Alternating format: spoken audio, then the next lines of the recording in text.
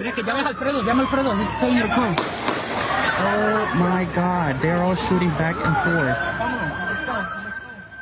Just some of the images of the aftermath of the shooting in Orlando, Florida, inside the Pulse nightclub early Sunday morning, claiming the lives of 49 people and injuring 53 others. News about the victims' identities is trickling out slowly. Many families are still waiting to hear if loved ones are among the victims of the worst mass shooting in U.S. history. Welcome to your Monday lunch break. I'm Tanya Rivero.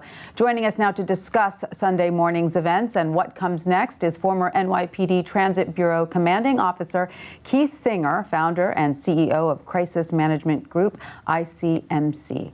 Welcome, Keith. It's so great to have you here.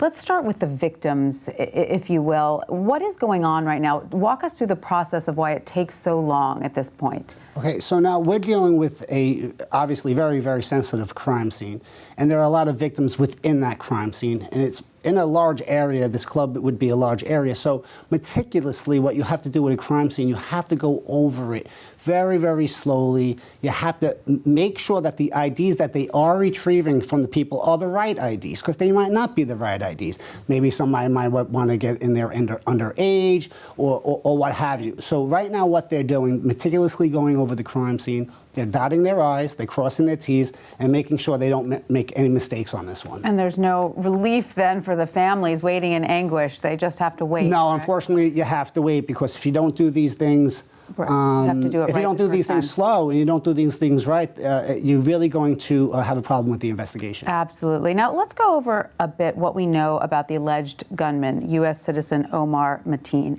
He had been twice investigated by the FBI before this, and we know that he also worked for a security company. Does that surprise you?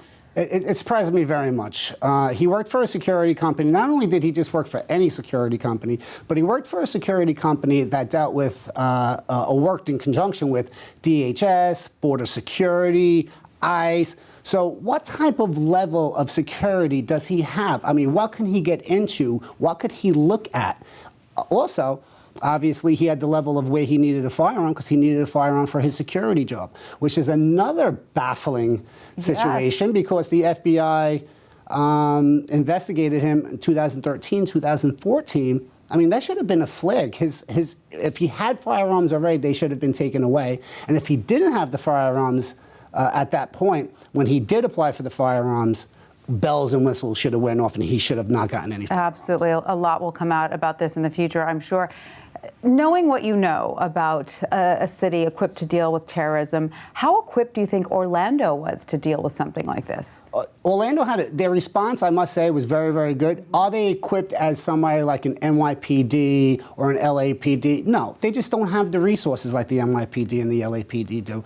NYPD has a whole section of the department devoted to anti-terrorism, and they have a whole operational room, a whole war room regarding anti-terrorism. So no, Orlando is not going to have the resources, although they did a great job in responding and getting there and securing the area. Tell us about the logistics between departments, though, and what kinds of weaknesses can be exposed during an event like this that you can't genuinely prepare for. Oh, for sure. The weaknesses could be, how is our response time? When we got there, did we do what we were supposed to do?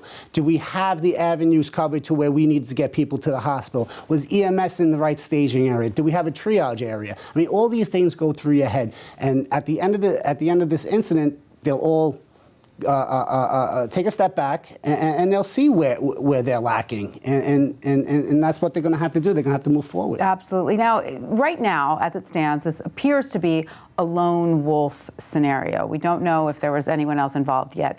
Are these lone wolf attacks more dangerous because they don't seem to be linked to anyone?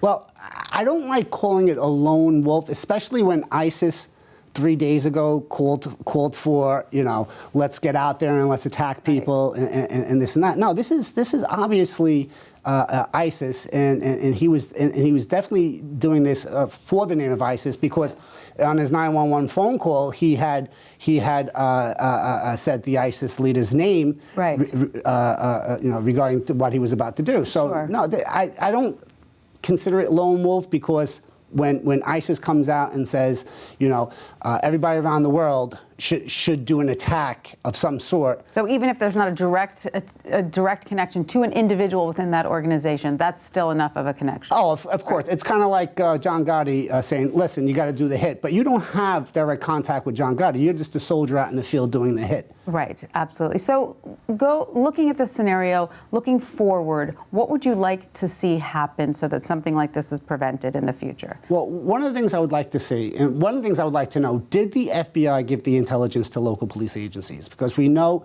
that the FBI did not do that for Boston. So did they do it for this incident? And if not, we need more coordination between the FBI and local police departments. That's something that local police departments have been calling for a while, correct? That's correct. Yeah. FBI's funding has been cut drastically in recent years, so maybe they don't have the funding. Well, we need to get funding so there is a connection between the FBI and local law enforcement in this area. Also, we need human intelligence. We need to get people inside. You know, if we could get people inside like we did with the mafia, what's going on? Who's doing what? Where are they gathering? How are they doing it? What's their MOs? You know, and things of that nature. Or who are they dealing with? And that's what we need to do. We need human intelligence, which we just don't have right now. And we need the human intelligence also in Afghanistan and the places that we're fighting abroad. The human intelligence is very, very necessary, and we just don't have it yet. So on the ground, that sort of very localized intelligence. Correct. Keith Singer, thank you so much. Thank you, for Tanya, that. for So having nice me. to see Thank you. Thank you.